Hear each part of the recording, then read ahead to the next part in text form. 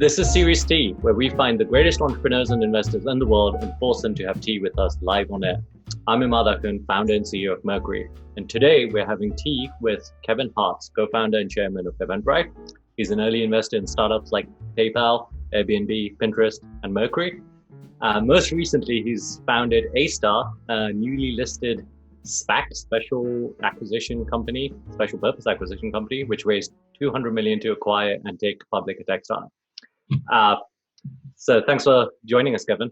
Thanks so much, Imad. And I'm a very proud investor in Mercury. It's an incredible service and really in such the early innings of exciting growth ahead. Thanks for your support.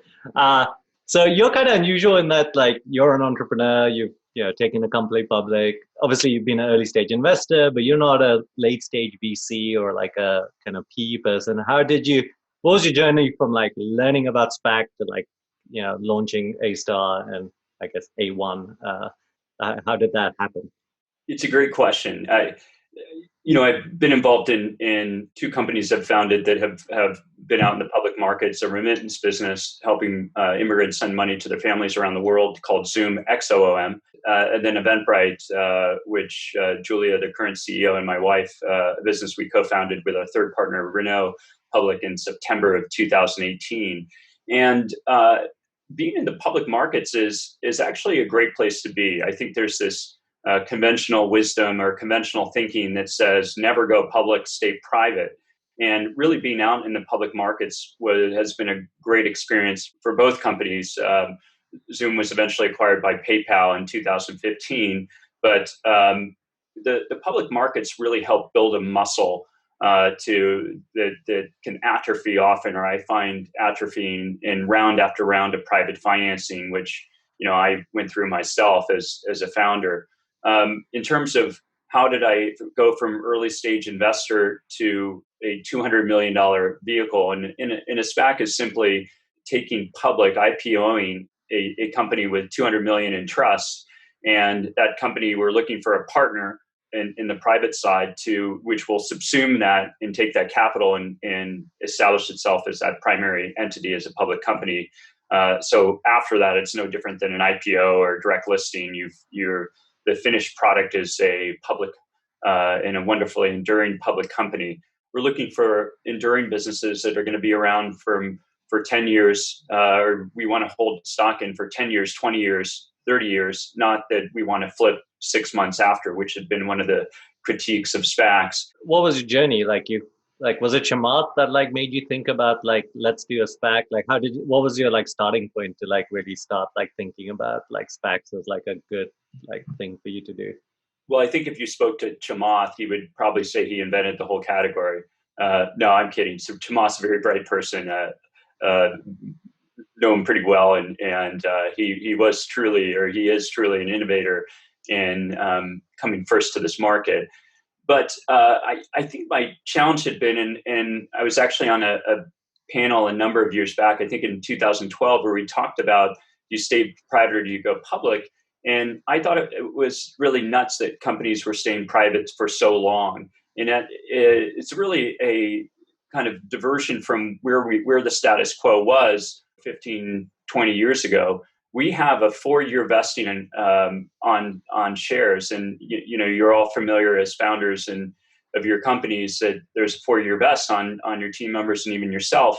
And that 4-year vest was the amount of time you're supposed to be a private company before going public. So the average was 4 years.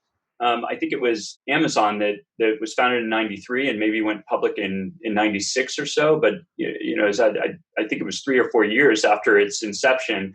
And then there's this conventional thinking that says you can't be a long-term company. And Amazon went public at a $500 million market cap selling books, and look where it is now. So that inspiration of being out in the public markets competing has always been there. And the market is moving back that way, and we see the tailwinds. Okay, so you saw these tailwinds. Then how did you go, okay, I'm going to do a SPAC? What was your I understand the rationale, but what was your personal decision that you want to go after this thing as the next thing that you do? Well, I'm supposed to tell you how difficult and arduous it is and warn people from doing it. But to be honest, and against my own best interest, it was very simple to get up and running. Oh, So really? we had a ragtag team of four of us, um, Laura, Spike, and Troy. And Troy and I are really the two that are working on this full time. We had our org meeting, which is in, kind of public market speak, the first meeting with your financial advisor, your bank, on June 18th. We retained Goodwin that day, Goodwin, our law firm. We worked with Goldman Sachs. So part of the legitimization of SPACs is getting is having the big prominent banks like Goldman and Morgan Stanley backing these deals. And then we filed our confidential filing on the early July, the 1st of July. Our comments came back from the SEC at the end of July. So the government really held things back the most. Our filing was flipped public on August 2nd. And followed by that, we had, a couple weeks required before we could do our roadshow. We did our roadshow in one day, all via Zoom, and the company was public on August 18th. So 60 days from zero to a public entity. I won't call it it is technically a company, but it's $200 million in a trust account. And this is the easy work. The hard work is finding a great company, and the hard work is building a great company is all you're doing out there, so that you can be part of the public markets in the future if you choose that direction. That's absolutely insane that you did it in 60 days. That's obviously after you built up all of this network that you felt confident that you could get that 200 million in a relatively quick fashion from institutional investors. Well, I don't like to sleep very often, so it was a lot of fun though. I'm sure that helps. And then this company, the SPAC has 200 million. And then how it works is it can target up to 5x valuation a company, it can target $1 billion company. Is that roughly the bound? That is. So we chose 200 million, and we intentionally chose that money that amount because we want to reach companies. It's usually that 5x 4 to 6 range. And then we both made the cardinal sin that I've been trying to correct, and that's not to use the term target. It sounds like one is an assassin. We're looking for a partner company, and we're not out there to hunt big game or do any of these things. We're out there to find a company that we have a great deal of respect and admiration before, and be a quiet partner to help bring them into the public markets. Got it. And then we can also, sorry to interrupt, Ahmad, but we can also add what's called a PIPE, private investment in a public entity, and actually bring in more capital. So if a company needs 500 million, we can add 300 million via a PIPE. And then not to go into too much complexity, but the cost of capital is much lower when you raise a PIPE. It's less than 3% versus the 7.5% of a traditional IPO. Did you have to pay the 7.5% for the SPAC as well? The 200 million had a rough the economics are a little more complex, but they're actually higher. And it's one of the things that why now with SPACs is because the economics are coming more in line. Before, they were very egregious economics. And you're seeing what's called the promote. It's kind of like a venture carry compress. And then there's this warrant coverage that we were, because we were able to be oversubscribed with a relatively small $200 million vehicle, we were able to push down the warrant coverage to a quarter. And so these are all the things that a company that's thinking about taking their company public should look at closely. And again, against my own best interest. I want to dive into why you think a company should go public earlier in their life. And I want to get pretty specific on it. So here's the reasons why I think they shouldn't. And you could tell me why they don't matter, or maybe they do. Number one, I feel there's a fixed cost to being a public company. You need to have CFO, and there's a whole, you need to be audited. So there's a whole fixed cost component. Is that just not that significant a cost? What is that kind of fixed cost of being a public company? Honestly, very few people have asked that question, but you're right. There is a fixed cost of the filings and this overhead. It breeds a certain amount of discipline, though, to have audited financials, to have one's house in order. And there is a cost of capital. There is a cost to it, but when you weigh it against the benefits of being public, of again how you're in effect open sourcing your company and getting all this great feedback from investors. You're much more competitive and nimble in how you act. I think that vastly outweighs those fees, those New York Stock Exchange fees, or that are relatively small in comparison to these companies. Okay, second thing is like if your performance, like if you're still launching new things, your quarterly performance is like maybe not that predictable. Do you want to be past that phase where you have like, I don't know, maybe 2 years of like very predictable quarterly performance and growth before you think about being public?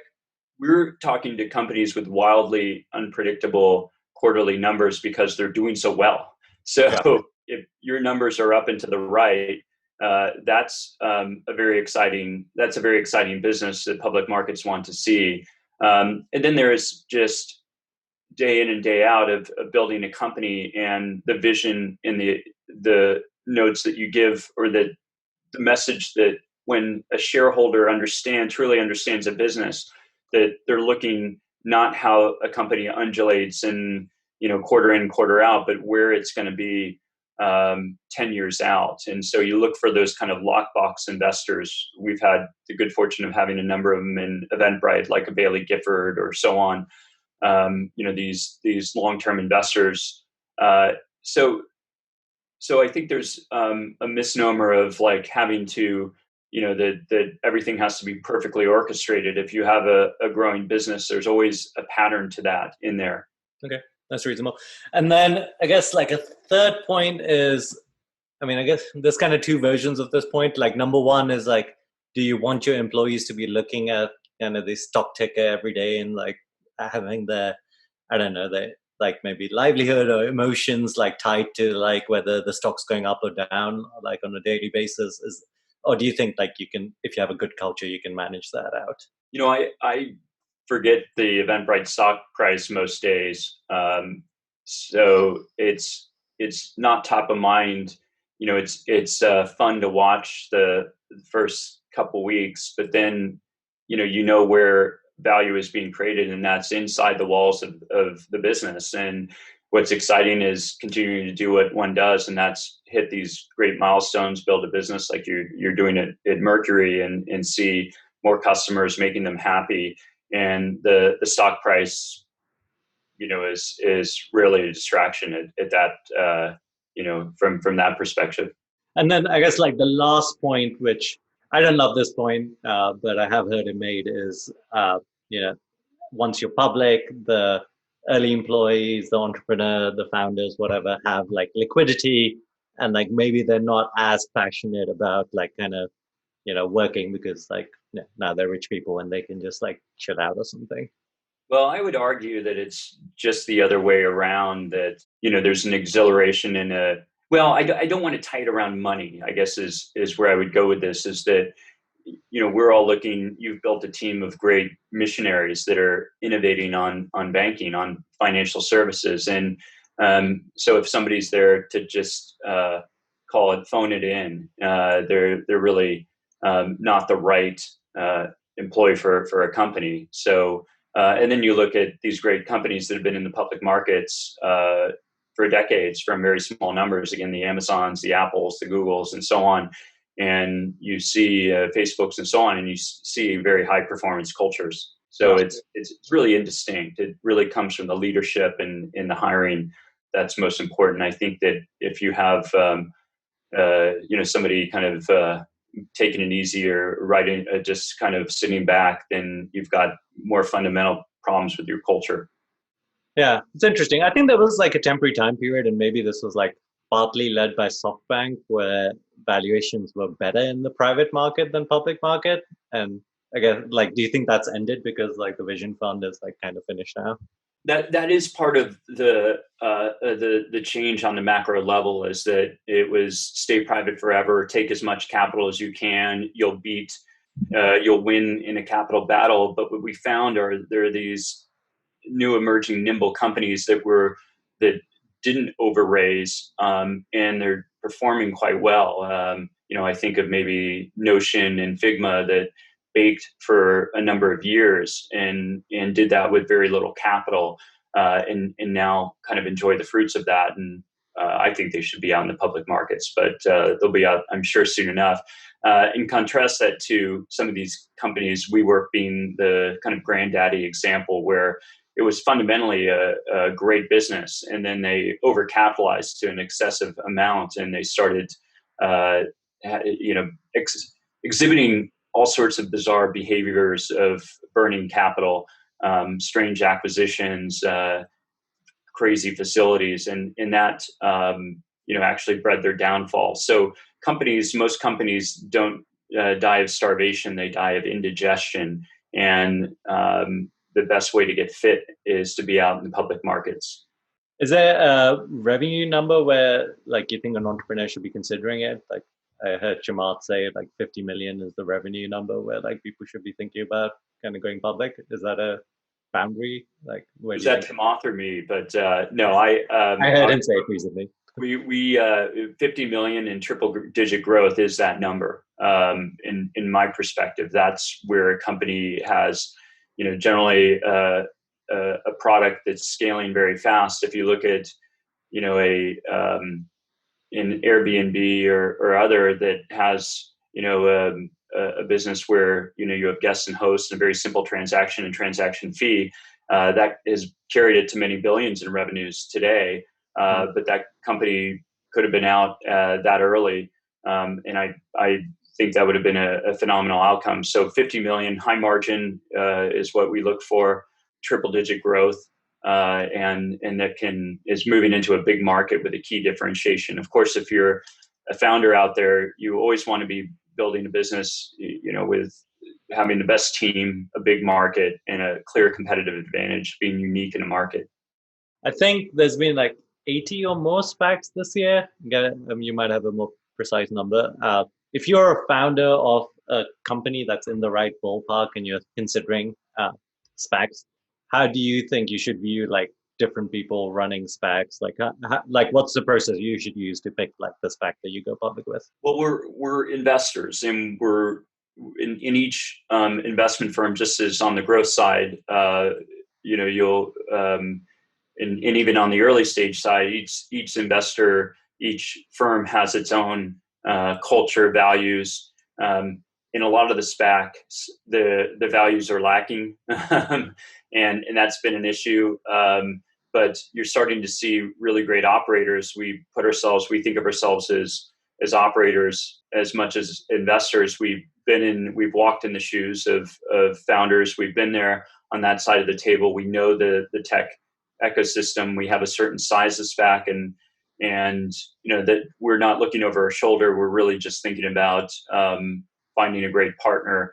Now, every growth fund, that makes 12, 20 investments a year has the same issue. There's a lot of growth funds out there. They're making, a dozen or plus investments a year. And you look at that, and that's a lot more inventory than there are of SPACs out there. So I think we're just getting started. We welcome more into the market, and there's so much opportunity.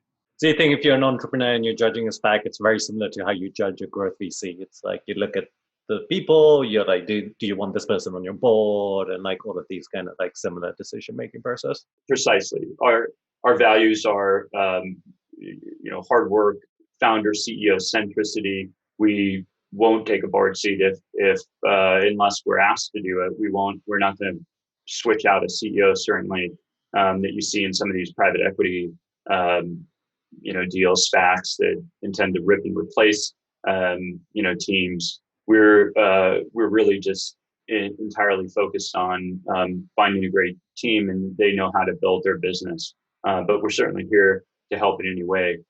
When you compare it to alternatives, right? Like there's obviously like the IPO, and that's got a roadshow, and like I kind of understand like the reasons people would choose a SPAC over like a traditional IPO. But now there's direct listings, and I think there was the new thing where you can have a direct listing and have an auction with it. If you are ready to like go public, like why should an entrepreneur choose a SPAC over like one of these other options? Yeah, that's a great question. That's the right question. a SPAC isn't necessarily a replacement for all this. It's another great option, and each has its own characteristics.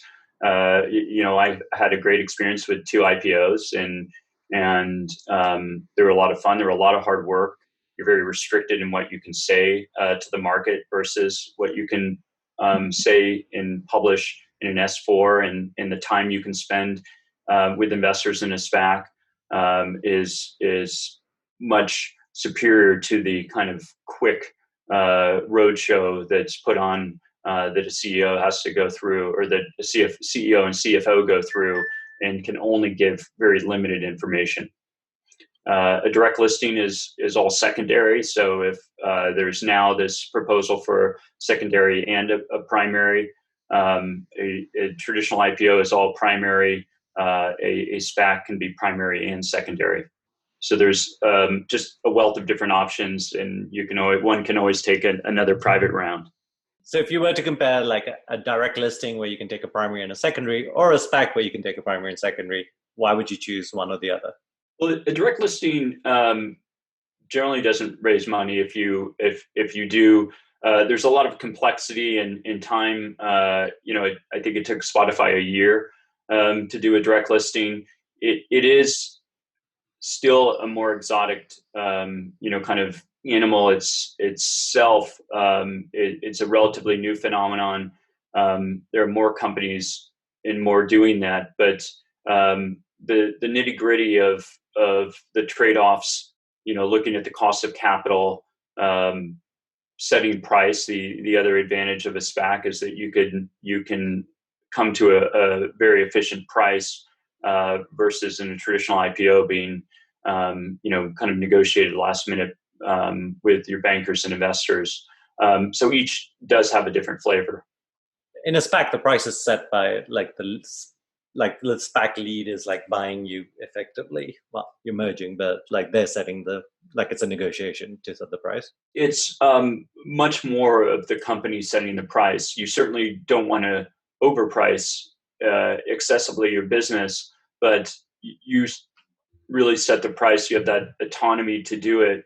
In our perspective is that we just care where the company is in 5 to 10 years. Now we don't want anything to trade down, and I think the company is rational in terms of where to set a good price. Is in our discussion with partners, that's been a very attractive aspect of it. I see. So it's not like normally when you do a VC growth round, you want to get the highest price possible. The dynamics are not like that because it's going to be public afterwards. They don't want to overshoot on price and have like a correction in the public markets. That's a great point. Do you think at all there's like an adverse selection for people who are willing to do SPACs? Like, would companies that are doing better stay private longer or take like another route, or you think it's really just an option and you see like good companies doing it? I mean, so far we've had like some great companies do the SPAC route. So I don't know if you've got a different opinion on that. Well, those are the two main points today are the cost of capital, which is coming down and will come in line, be Amazonified, and the second is the kind of reticent, the historical negative perspective of SPACs, and both of those are changing in rapid real time. You're seeing Reid Hoffman, you're seeing Mark Stodd from Dragoneer entering the market, you're seeing Mickey Melka from Rivet Capital, and these are excellent operators and investors that really invest in the best companies on the planet. And you're seeing in real time the quality changing from when it was these kind of boiler room deals a long time ago. So what was the actual thing that changed that made SPACs interesting again? Was there a regulatory change or something like that, or was it just because it seems like a lot of these things have existed for many years. I kind of liken it to the internet or Bitcoin. Those are technological phenomenon, but this is a financial vehicle. This is a financial innovation that just had to get in line. I think there are a number of interesting thoughts I've had. The fact that we could go through and be public so quickly as a vehicle which was facilitated by Eric at Zoom. So being able to do your roadshow all virtually instead of traveling around the country is one key aspect. Or the team over at DocuSign being able to, or HelloSign as well, being able to go through and sign. I signed hundreds of documents, and to be able to do that, virtually was key. So I think there was an aspect of COVID accelerating the trend, as we've seen this acceleration into the future. And it's been the innovation economy that helped buffer this in. But it's almost like any phenomenon. There's a technological S-curve where you see, for example, commercial banking is now hitting its S-curve with Mercury, and it's going to grow at it's growing at a torrid pace. Similarly, some things like the radio took decades to reach 100% penetration. Venture capital took decades to mainstream. Y Combinator took, maybe a decade to become this financial vehicle at the formation stages to really aid and buffer companies. And now we see SPACs at the late stage as a vehicle that's emerged very quickly to go public with all these different tailwinds aforementioned. Is there also I feel like people are rushing to go public right now. Is there some sort of I don't know, potentially irrational panic that people think that the IPO markets are going to close if they don't act quickly, and that's also fueling SPACs? Well, there's a certain rationality to it. I think first, every company we've seen go public, in the traditional IPO window, especially after Labor Day, which is one of these windows that open up and you see a rush of companies. We did that in September of 2018 with Eventbrite, where there were kind of a slew of companies that came out during a window. And this is, by the way, another advantage yet to be mentioned, that a SPAC is already in the public market. So rain or shine, you can get out there with a SPAC vehicle. But there has been a rush. You saw, Snowflake and Asana and Palantir and all these businesses really go for this because of this window. If that window closes, there's concerns of the election and so on. I don't know what's going to happen with the market. The one thing I've proven is I know nothing about the macro environment. And so, again, a SPAC can be this consistent option that's always there. Do you think a SPAC actually performs better in the down market, in the sense that presumably it's cheaper to merge with companies and then outside the down market they'll do well? That's the presumption. But there's great companies that should be in the public markets at any period of time, and finding those companies. I had the good fortune of being a seed investor in PayPal, and it was the first tech company. I believe it was February of 2002. It was the first tech company to go public after 9/11, and was a immense success. So there's really no bad time to go public with a great company. I think you touched on this earlier. So let's just for simple maths, you have a $200 million SPAC. I think my company's worth $1 billion. After I go public with you, I would have presumably $1.2 billion company. I'll have $200 million in my bank. What are the other costs involved? Is there some percentage of the equity that is not part of that equation, and it goes to kind of you as That's the SPAC? correct. There's a sponsor promote that comes out of that. There's warrant coverage that's mildly dilutive, but still dilutive. Those warrants have come down in there used to be 1-to-1 warrant to unit of SPAC share, and they've come down. We were the first to launch our first SPAC at a quarter warrant, which is extremely low. So those are the real sponsor. What was the first thing called? Something promote? It's called the promote. It's similar to the carry in a venture fund. Okay. So what is the promote for A1? The promote is essentially 20% of the $200 million is as it's published, but it's negotiable. So in theory, after I go public with you, I'm going to have to pay $40 million to you, which is the promote, and 0.25%. And when I say you, I mean like the organization, A Star, I guess. That's the name of the organization. The warrant coverage is on the shares, and it's actually 20% post money, so 50 million. Okay, got it. Interesting. So that's actually not that bad, right? That's like pretty reasonable to pay that and go public at the end. We think so. We think it's a little high, and Yeah. we intend to bring it down when meeting a company. And then, Mickey Malka had a great idea of modifying the terms in a favorable way, where if there's downside, which again is kind of crazy to us, that if in a venture fund, that if you lose half the investor's money, you would never make a carry, but in a SPAC you do. So Mickey has reduced his promote to 10% in downside, but then at certain milestones, it actually raises. Interesting. It feels like there's also like a little bit of an arbitrage that you've already done the roadshow, you've already collected the money, and like the company doesn't have to go do their own roadshow and collect the money, right? Like That's correct. People have entrusted you with this money and it's like ready to go kind of thing.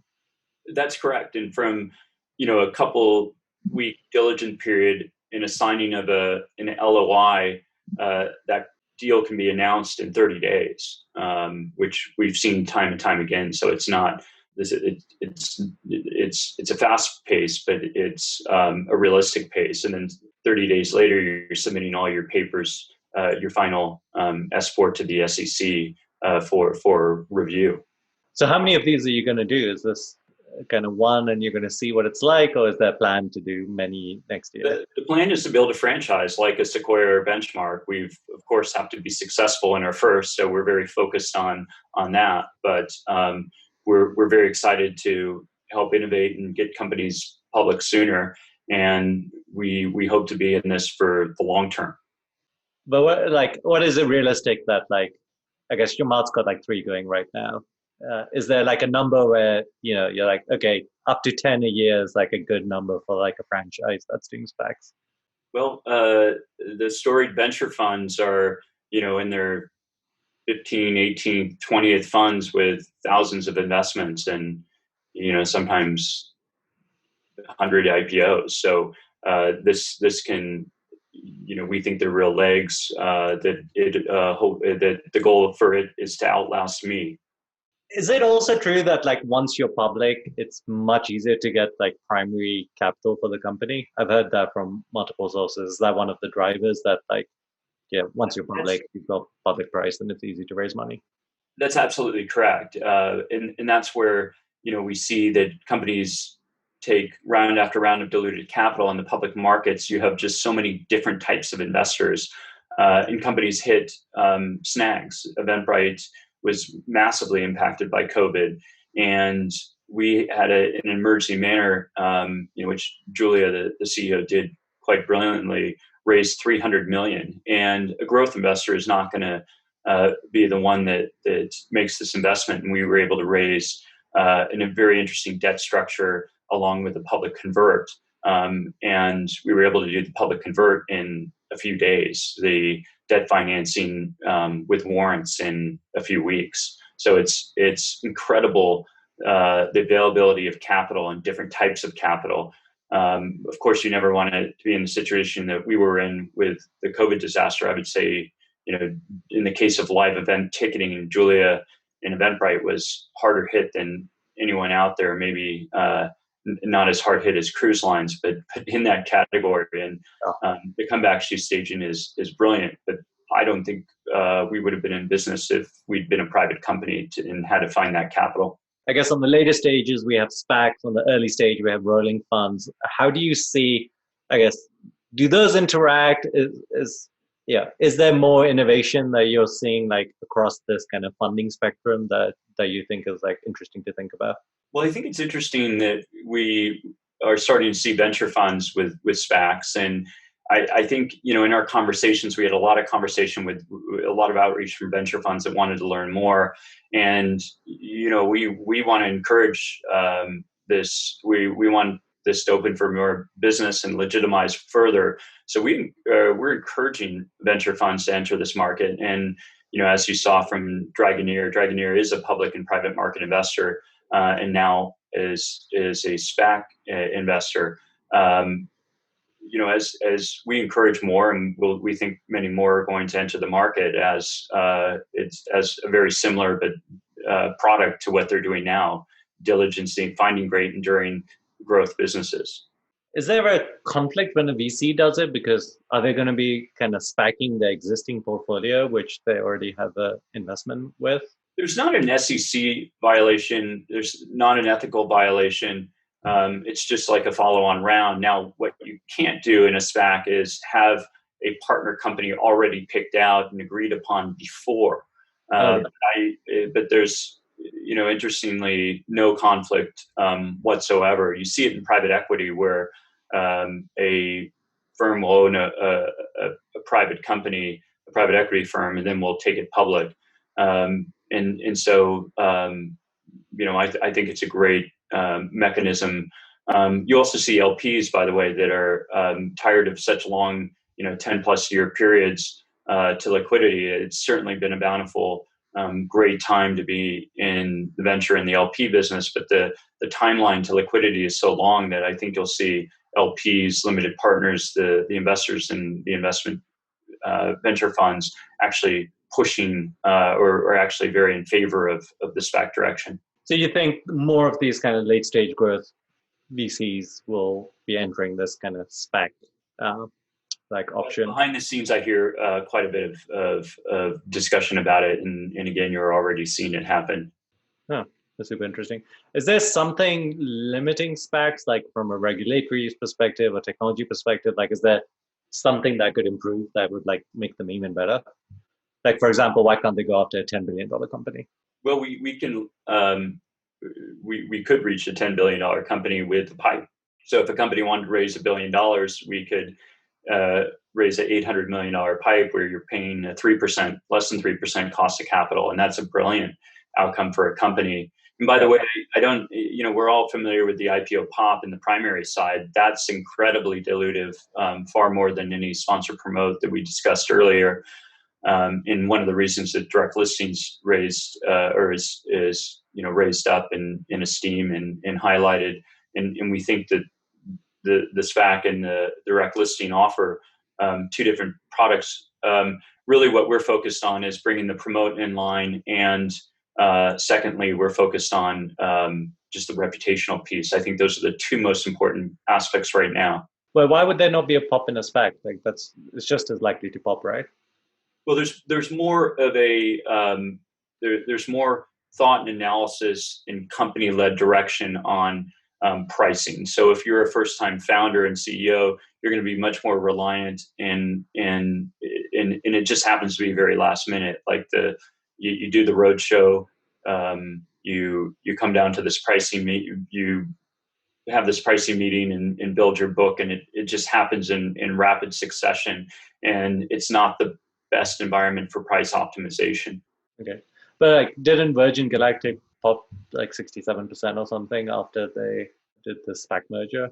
It does happen. They did. And, but that price was much more set by that company. And, rather than basically it's mostly like the person who's setting it changes and the incentives are better aligned. Like the company sets a price rather than the banker setting the price, and the bankers have weird incentives. That's absolutely correct. This has been a super interesting conversation. I feel like I knew a lot about SPACs, but now I know way more. Feels like I should launch one just for fun. What's the best fundraising advice you've ever received? That's to choose not the highest price, but the best investor, and somebody that you're willing to work with for a decade plus. We had the good fortune of working with my two companies with Sequoia both times, and roll off both times, and he's extraordinary, and he really was a great guide for us, and especially Julia, the CEO of Eventbrite, through COVID. And that decision 10 years ago, when we signed the Series A term sheet, was so important. We had a term sheet that was 2x the price, and we chose to work again with Sequoia, and they're just incredibly valuable. great partner. Why weren't they willing to kind of up their price to match that 2x, or was the 2x like just someone throwing a crazy number out there? The response to that is maybe I'm a lousy negotiator. Is probably the best response to it. Well, you've done okay. So, what's a company or product that you're kind of excited about? Whether new or not new, whether you were like, oh, that's really cool.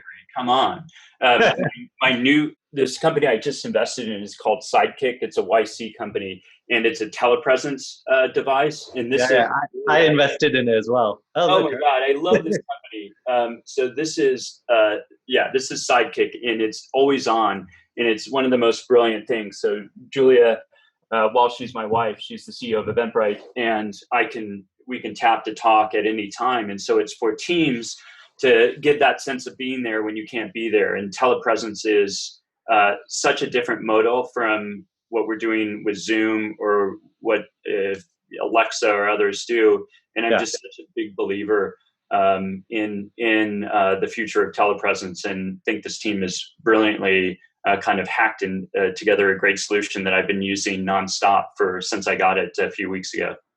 So it's funny, when I was like thinking about ideas for my startup, that was pretty much, I mean, I don't know exactly this feature set, but it was pretty much my second best idea for startups instead of Mercury. I'm still happy I did Mercury, but I also invested in Sidekick. So hopefully. Well, we're both proud investors. Great too. As always, it's really important to have a great team behind it. All right, this was awesome, Kevin. Thanks for taking the time. If someone wants to kind of get in touch with you or be involved with A-Star, like what's the best way they can do that?